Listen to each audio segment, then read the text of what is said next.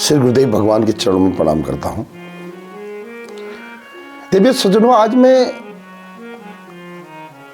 एक बहुत उत्तम बात पढ़ रहा था, बहुत ही उत्तम बात, सटीक बात। आज मनुष्य को घमंड इतना ज्यादा है ना, इतना ज्यादा घमंड है, क्योंकि वो घमंड होना नहीं चाहिए। अगर आप किसी दिन इस दास से चर्चा करोगे ना, तो आपको वास्तव में लगेगा कि घमंड बिल्कुल भी नहीं करना चाहिए। घमंड कौन करता है? घमंड किसको होना चाहिए? जो जनरेटर है, जो ऑपरेटर है, और जहां जो डिस्ट्रॉयर है। लेकिन भगवान इस जनरेटर, ऑपरेटर और डिस्ट्रॉयर को भी घमंड नहीं होने देते। देवी और सज्जनों, भगवान बोलते हैं कि इंद्र को भी घमंड करने के लिए भगवान ने ऑर्डर नहीं दे रखा। इंद्र को, इंद्र कौन है पता है? जिस स्वर्ग की हम सिर्फ कामना करते हैं, उस स्वर्ग का मालिक इंद्र है। और भगवान बोलते हैं इंद्र को भी घमंड मत करना। और यहां हम लोग 2 लाख रुपए में, 2 करोड़ रुपए में, एक किसी नेता की पोस्ट में, एक बड़े बिजनेस के सफल होने में बहुत घमंड करने लग जाते हैं। अब घमंड क्यों नहीं करना चाहिए, मैं इस पर आता हूं। देवी और सज्जनों, याद रखना, भगवान जगन्नाथ अपने भाई बलराम और सुभद्रा देवी भगवती के साथ अपने आश्रम, अपने कमरे में, अपने महल में, अपने मंदिर में विश्राम कर रहे थे। उसी समय गरुड़ आ गया। देवी सज्जनों, गरुड़ बहुत बहुत बहुत पावरफुल है। The supreme powerful Garuda. लेकिन उसका घमंड भगवान को पसंद नहीं आया। उस गरुड़ ने कहा, भगवान आज मैं आपको बैठाता हूं, और जितनी स्पीड से आप जाना चाहते हो, जितनी ज्यादा स्पीड से आप घूमना चाहते हो इस संसार का चक्कर, मैं आपको घुमाता हूं। ये घमंड से कहा उसने। भगवान मुस्कुराए।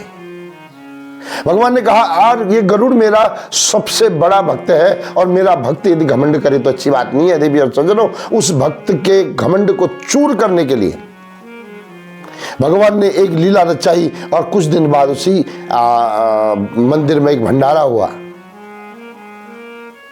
भोग हुआ। उस भोग में एक बूढ़ी स्त्री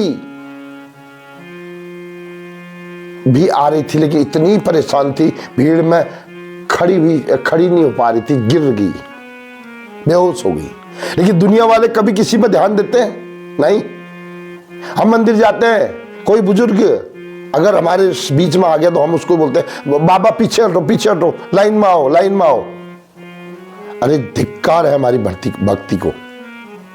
लेकिन भगवान सब देखते हैं। भगवान ने गरुड़ को बुलाया, बोला, गरुड़ जाओ, वो जो मेरी भक्ति स्त्री है ना, वो जो गिर रही रोड में नहीं आ पा रही, उसको उठा के तुम ले आओ।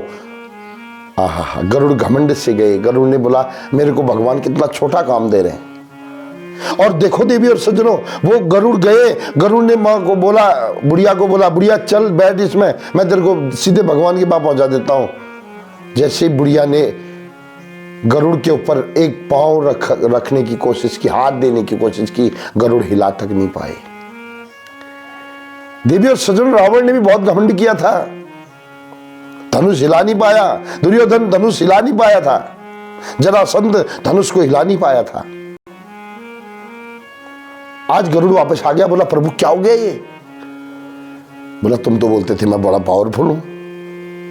तुम्हारे घमंड से वो भारी हो गई, क्योंकि भक्त कमजोर नहीं होता। देवी और सज्जनों, याद रखना, किसी भक्त को कमजोर समझने का प्रयास नहीं करना। देवी और सज्जनों, भगवान ने बोला, तुम दोबारा जाओ और बड़े पोलाइट भाव से, बड़े विनम्र भाव से उसके पास जाना और कहना कि मां, आपको प्रभु ने बुलाया है, तो फिर देखना।